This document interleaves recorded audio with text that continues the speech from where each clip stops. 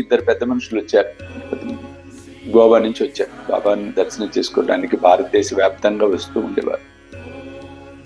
బాబాకు నమస్కారం చేసుకున్నారు.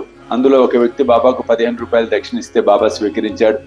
అతనితో వచ్చిన అతని స్నేహితుడు 35 రూపాయలు దక్షిణ ఇస్తే బాబా రిజెక్ట్ చేశారు, అంటే స్వీకరించారు, అంగీకరించారు, వెనక్కి ఇచ్చేశారు, వద్దన్నాడు.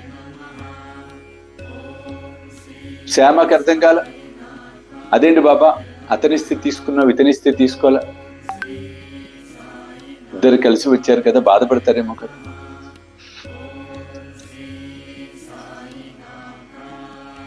అని చెప్పినప్పుడు బాబా ఏమన్నాడు, శ్యామ ఎందులకో నీకు ఏమీ తెలియదు, నేను ఎవరి వద్ద ఏమీ తీసుకోను, మసీదు మాయి బాకీని కోరును, బాకీ ఉన్నవాడు చెల్లించి రుణ విమోచనము పొందును. నాకు ఇల్లు గాని ఆస్తి గాని కుటుంబం గాని కలవా, నాకేమీ అక్కర్లేదు, నేనెప్పుడు స్వతంత్రుడను, రుణమును శత్రుత్వము హత్య చేసిన దోషము చెల్లించే తీరవలే, దానిని తప్పించుకుని మార్గం లేదు అని బాబా విశిష్టమైన ధోరణిలో కథలు చెప్తూ ఉండేవాడు కదండి. ప్రప్రథమమున అతడు పేదవాడు, ఉద్యోగము దొరికినచో మొదటి నెల జీతమును ఇచ్చేదనని తన ఇష్ట దైవమునకు మొక్కెను. అతనికి నెలకు 15 రూపాయల జీతముతో ఉద్యోగము దొరికెను. ఆ 15 30, 30 కాస్త 60, 60 కాస్త 100, 100 కాస్త 200, 200 కాస్త 700 రూపాయలే.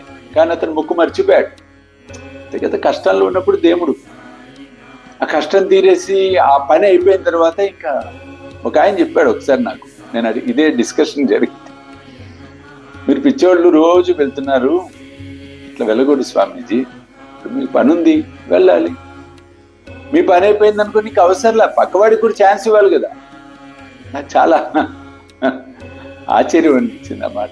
ఓహో ఇలా కూడా ఆలోచిస్తారా, అలా కాదు కదా. పని నిమిత్తమే కనుక వెళ్ళే పరిస్థితి అయితే మనకి మోక్షం వచ్చేంత వరకు తిరుగుతుండవలసిందే. అసలు పని అదే అసలు పని.